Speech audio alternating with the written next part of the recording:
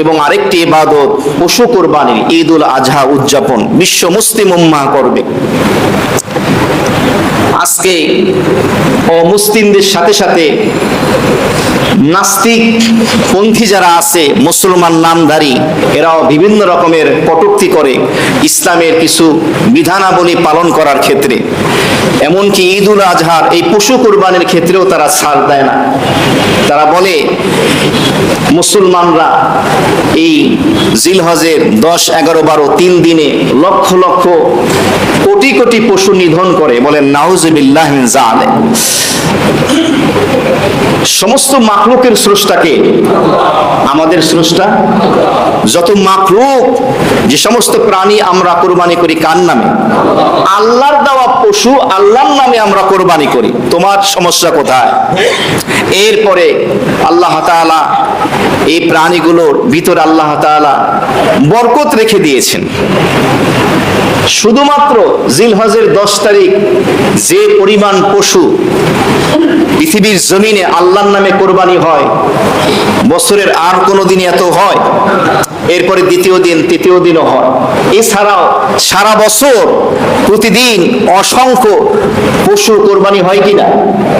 এরপরও কোনো বছর কোরবানির পশু পাওয়া যায় না, টান লাগছে, এরকম কোন সংবাদ পাইছে? বলবেন ধূপখোলায় টান হয়েছে। টান তো লাগে না। এগুলো একটা সিন্ডিকেট তৈরি করে, ওরা সিন্ডিকেট তৈরি করে পশুগুলো ঢুকতে দেয় না ওরা মোবাইল ফোনের মাধ্যমে।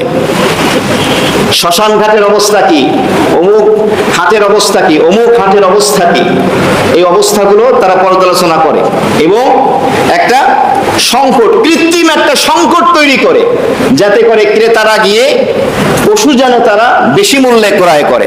কারণ একটা নীতিমালা হলো, যেই জিনিস অতিরিক্ত পাওয়া যায় তখন তার দাম কি কমে যায়, যখন সেই মালটা বাজারে সংকট দেখা যায় তখন তার দামটা কি বেড়ে যায়।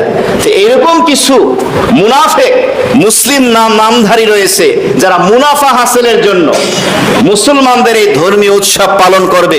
তখনও এই ধরনের কিছু দালাল আছে, ফইরা আছে, এরা এভাবে কৃত্রিম একটা সংকট তৈরি করে।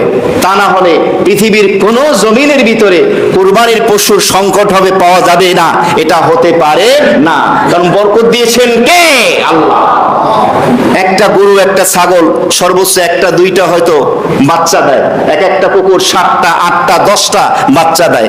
এরপরও কুকুরের সংখ্যা বেশি না গরু ছাগলের সংখ্যা বেশি?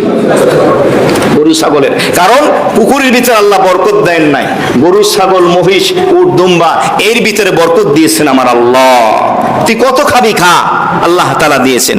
সুতরাং অমুসলিম নাস্তিক নামদারি যারা আছে তাদের গালে চপেটাঘাত, তাদের গলায় জুতোর মালা, মুখে কালি মোচন ছাড়া আর কিছুই নেই। তুমি আসো, একটু চিন্তা করো, সুচিন্তিত মতামত তুমি পেশ করো। তোমাকে যে সুস্থ মস্তিষ্ক দিয়েছে, একটু গবেষণা করে দেখো যে আল্লাহ পাক কিভাবে বরকত ঢেলে দিয়েছেন এই পশুগুলোর ভিতরে। সেই রহমতে পরিপূর্ণ ভরা সেই দিবস আসছে আগামী মাসে। আল্লাহ তাআলা আমাদের সকলকে সুস্থ থেকে সুস্থ সুন্দর পরিবেশে পশুর হাটে গিয়ে আল্লাহর সন্তুষ্টি অর্জনের জন্য পশু ক্রয় করে আল্লাহর নামে কোরবানি করার তৌফিক দান করা।